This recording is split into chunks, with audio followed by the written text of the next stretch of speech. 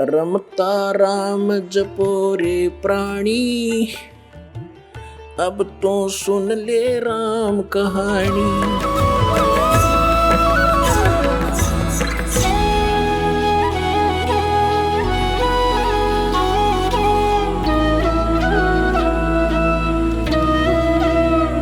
फिर ये क्या कहते हैं कि वही सामस्ताना खेमामल जी दोबारा गुरमीत सिंह जी के रूप में आ चुके हैं, जन्म ले लिया दोबारा।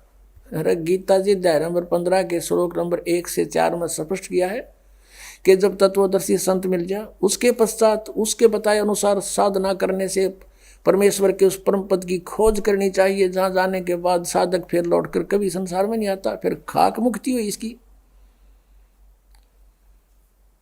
अब दिखाते हैं आपको, अगर ये ही दोबारा आ गया तो इसका कारण ये हो सकता है कि इसके कुछ और पुण्य शेष थे और ईब ये गुरमीत सिंह राम रहीम के रूप में उन कति बर्बाद करेगा। राज भोग रहा है, आगे 8-8, 9-9, 10-10 गाड़ियाँ चलती हैं, आज राजा को सुख नहीं उसको प्राप्त है, तो ये अपने कति कर्म बिगाड़ के अगले जन्म में पता नहीं कौन सी योनि में जाएगा।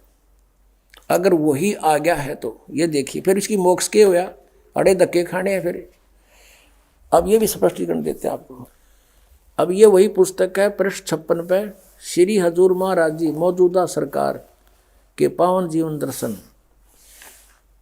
परम पूज्य श्री हजूर महाराज यानी गुरमीत सिंह जी का जन्म 15 अगस्त 1967 मंगलवार को हुआ, यानी बलोचिस्तानी सामस्ताना की मृत्यु के 7 वर्ष बाद।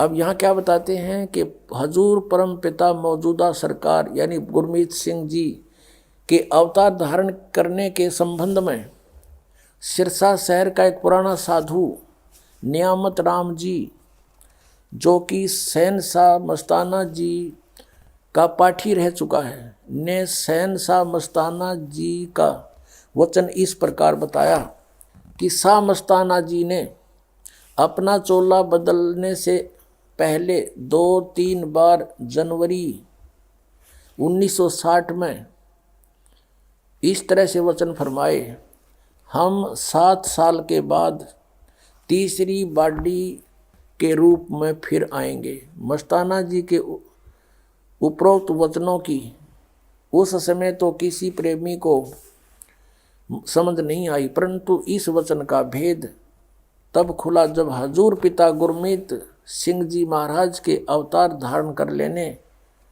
की तिथि 15 अगस्त 1967 की पता चला। ये वचन सन 1960 में फरमाए थे, 1967 में पूरे 7 साल होते हैं। अपने आत्माओं, ये है इनकी कहानी। अब अगर यदि वही आगे हैं तो मोक्ष की तो है इनका। अब ये कहें कि ये तारण खातिर आए हैं, ये तो डबाउन खातिर आ रहे हैं, नाम तीनों गलत, कहेगा पता नहीं, ये तो फिर डबाउन आ गए। इसका मतलब तो ये हुआ, कहने का भाव ये है कि ये पिछले जन्म के पुण्यकर्मी प्राणी हैं, अपना जीवन नष्ट कर रहे हैं और साथ में अनुयायियों को भी बर्बाद कर रहे हैं। दास सिर्फ आपको आगाह कर रहा है, इनका कोई दुश्मन नहीं, मेरे कोई हक लेते नहीं। उद्देश्य यह है कि परमात्मा ने इस दास की सेवा लगा दी, साची कहूँ, सत्य बताऊँ, सत्संग सुनाऊँ। ये सब सत्संग में ही आते हैं। कबीर परमेश्वर स्वयं आए थे, उस समय के सभी ब्राह्मण गुरुओं, ऋषियों और काजी और पंडितों की ऐसी तरह अज्ञान के खाल उतारा करते थे और वही दास की ड्यूटी ला दी। दास तो सच्चाई कहेगा और समाज को यह स्वीकार करनी पड़ेगी। 10 दिन पीछे देख लियो, फिर पछताओगे जितना लेट हो जाओगे। और इन संतों को भी चाहिए ये विचार करें इस बात को, मान बड़ाई में नहीं अपना जीवन बर्बाद करना चाहिए। पीछे गई सो गई, मोक्ष प्राप्ति के लिए जीवन मिला है, उसी के लिए प्रयत्नशील है, फिर सतमार्ग पर क्यों ना चलें? कुमार्ग पर जाने का क्या फायदा?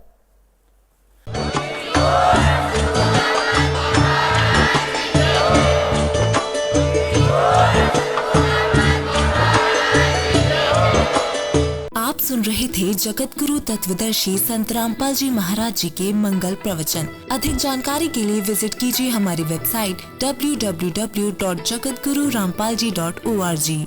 संत रामपाल जी महाराज जी के शुभ आशीर्वाद से पूरे विश्व भर में 500 से भी ज्यादा नाम दीक्षा केंद्र हैं, जिन पर संत रामपाल जी महाराज जी द्वारा ऑनलाइन निशुल्क नाम दीक्षा दी जा रही है। अपने नजदीकी नाम दीक्षा केंद्र का पता करने के लिए संपर्क करें 8222880541।